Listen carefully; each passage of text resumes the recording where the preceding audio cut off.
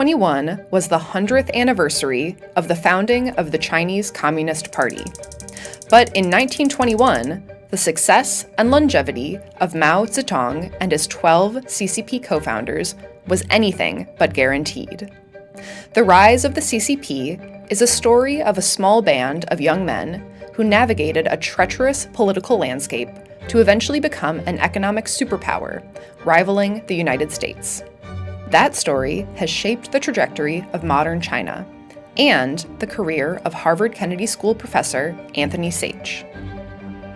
On this episode of Behind the Book, we speak with Professor Saich about his most recent book, From Rebel to Ruler: 100 Years of the Chinese Communist Party. 100 years ago, the newly established Republic of China was in a state of intense political and intellectual fragmentation. The 1911 revolution had brought an end to over 2,000 years of Chinese imperial rule. The official government of the Kuomintang, the Nationalist Party, was wrestling for power with a network of warlords.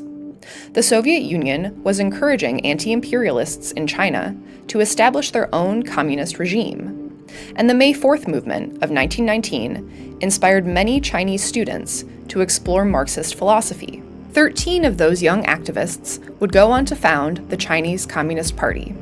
Eventually, they'd managed to win over China's majority peasant population, despite a civil war and a devastating Japanese invasion. In less than 30 years, they'd take power in a newly inaugurated People's Republic of China. It is an extraordinary story.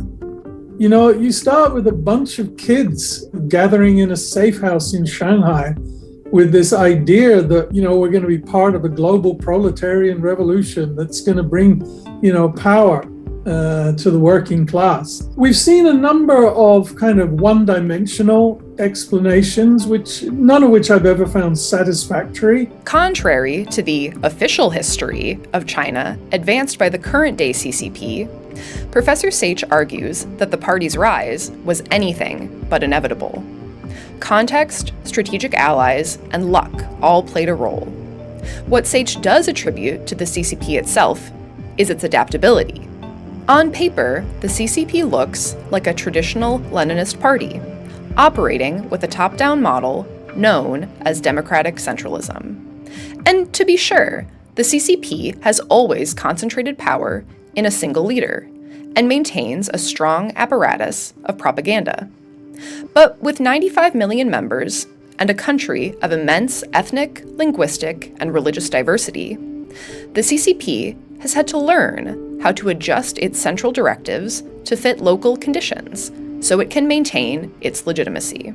So as a result, what we see is not the kind of unified disciplined party that we're always being told about, but really an amalgam of different ideas merged into that one party. And also a party which, again, despite what it tells us, actually has a considerable number of factions within it. Saich says these adjustments have rewarded the CCP with more loyal community leaders, especially in rural areas of the country.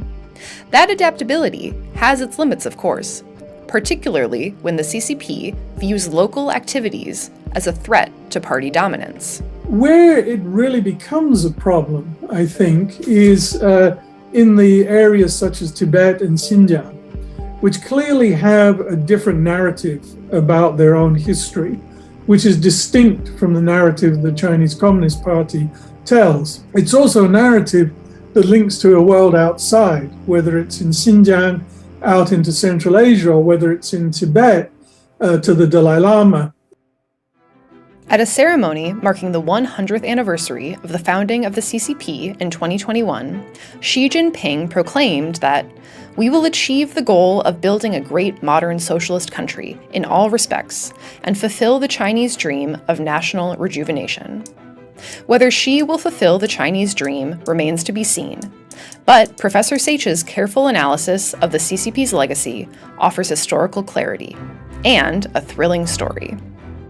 The book is From Rebel to Ruler: 100 Years of the Chinese Communist Party, written by Anthony Saich, Daewoo Professor of International Affairs at Harvard Kennedy School. It's published by Harvard University Press. This has been Behind the Book, a production of Library and Research Services at Harvard.